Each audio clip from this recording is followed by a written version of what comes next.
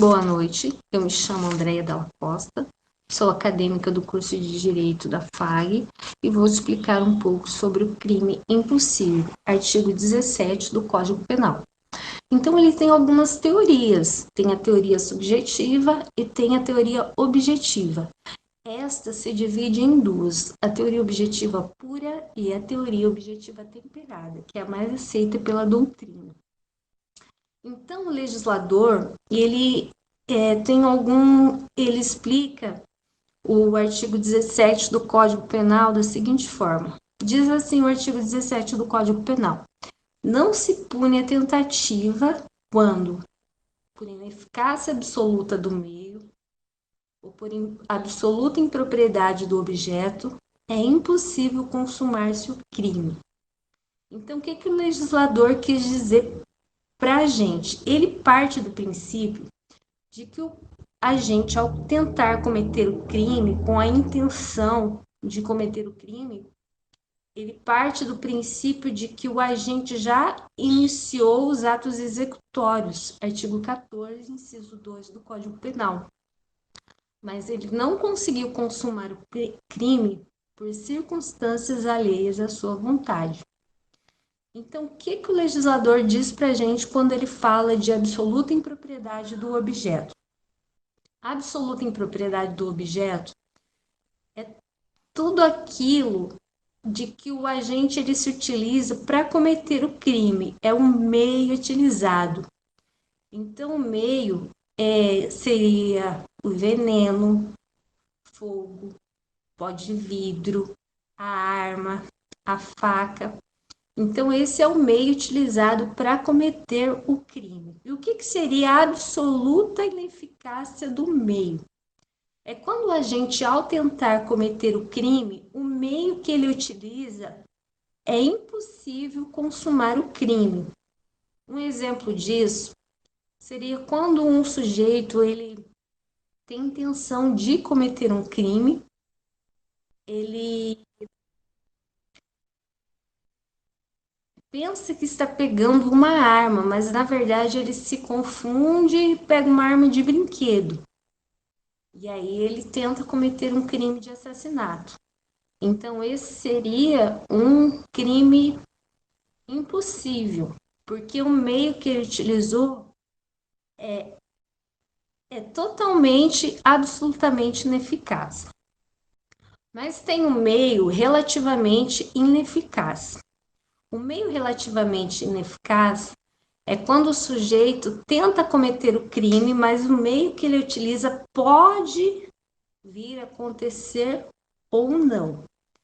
Então, quando acontece nessas circunstâncias, seria um homicídio tentado. Um exemplo disso seria quando o sujeito ele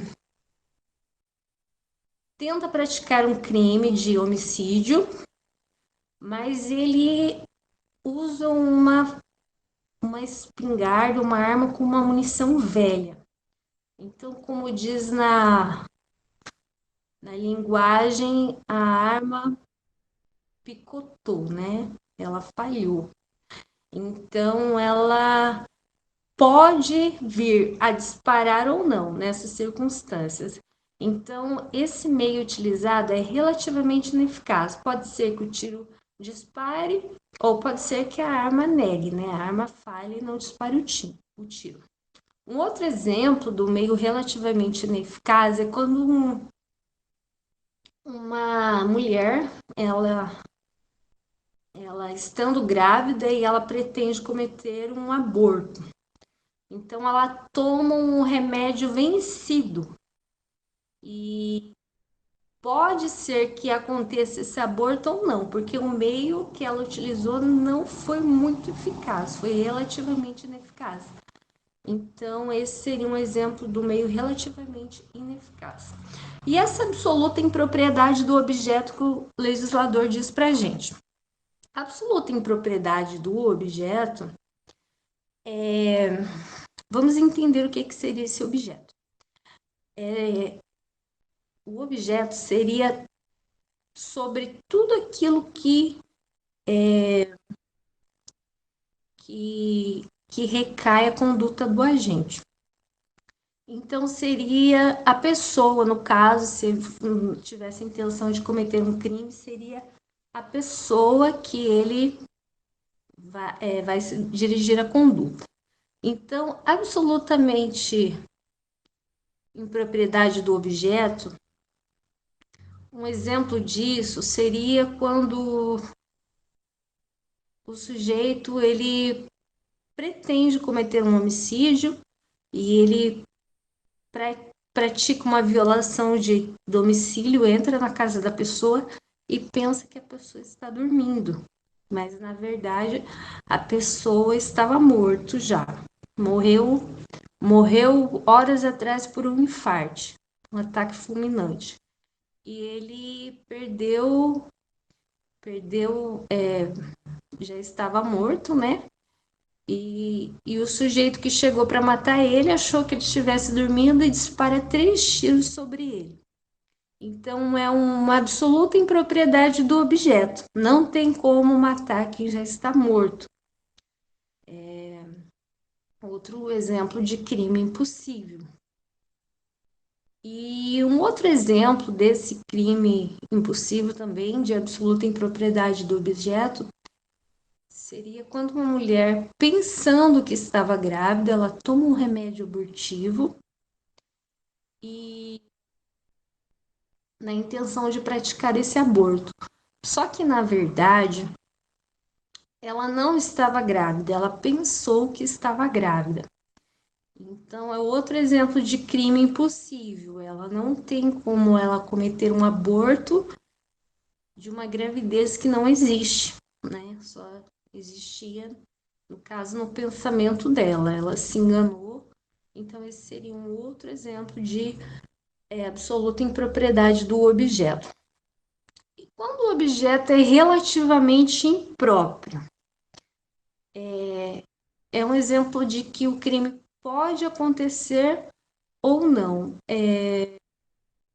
Por exemplo, quando um punguista, que é aquela pessoa que tem habilidade de roubar furtar a carteira, né? Enfiar a mão e furtar a carteira da vítima.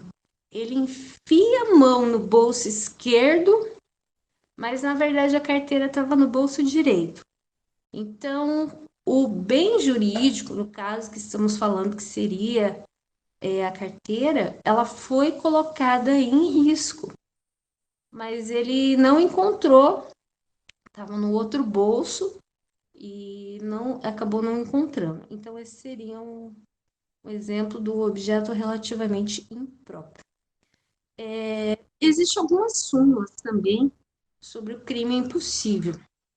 Tem a súmula 145 do STF, que diz que não há crime quando a preparação do flagrante pela polícia torna impossível a sua consumação. Vamos entender o que seria o flagrante. Tem 2 tipos de flagrante.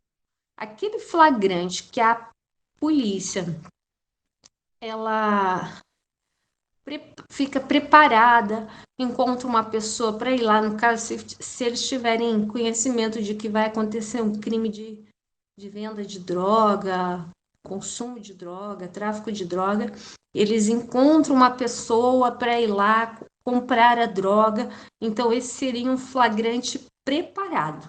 Eles se preparam, ficam lá à paisana, esperando o momento de dar o flagrante.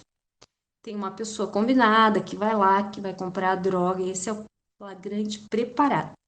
E o flagrante esperado, que é aquele que a polícia tem o conhecimento de que vai acontecer um crime e eles ficam à paisana esperando o acontecimento desse crime para dar o flagrante. Então, essa súmula 145 do STF diz que não há crime quando a preparação do flagrante pela polícia torna impossível a sua consumação. Então, por exemplo, se o traficante, no caso do exemplo aqui, ele desconfiar que ele está sendo vigiado, então torna impossível a consumação desse crime. Então, não tem como dar o flagrante. Isso que diz a súmula. E tem uma súmula, que é a súmula do STJ, a súmula 567, que ela diz que o sistema de vigilância torna impossível a configuração do crime de furto. Só que essa súmula está se referindo aqui ao interior de estabelecimento comercial, no caso. Só que essa súmula é bastante equivocada. Por quê? Por si só, o sistema de vigilância, os vigilantes, tornam impossível a consumação desse crime de furto. Se a pessoa tem intenção de cometer o crime de furto, eles estão ali vigiando a pessoa.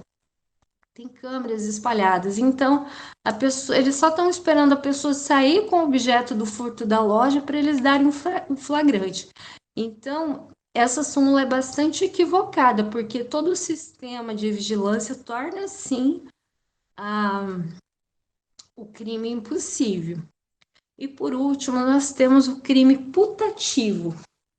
O crime putativo é o crime que só acontece na imaginação do agente. Por exemplo, ele tem intenção de praticar um crime de tráfico de maconha e ele começa a planta várias plantas, só que ele não tem muito conhecimento do que é realmente o pé de maconha e ele se confunde e ele começa lá a plantar hortelã, por exemplo, e ele começa a praticar um tráfico de hortelã. Então, esse é um crime que só acontece na imaginação do sujeito. Não tem como ele praticar um crime, só que é porque o crime que ele acha, né, um crime fantasiado, que isso acontece na imaginação dele, torna um crime impossível. Porque outro exemplo é, eu vou achar que é crime praticar um tráfico de couve-flor lá e ele começa a praticar. Então, só é crime na cabeça do sujeito. É um crime fantasiado, que na verdade, pela legislação, não é crime. Bem, essas foram as explicações do artigo 17 do Código Penal, crime impossível. Obrigada pela oportunidade. Boa noite.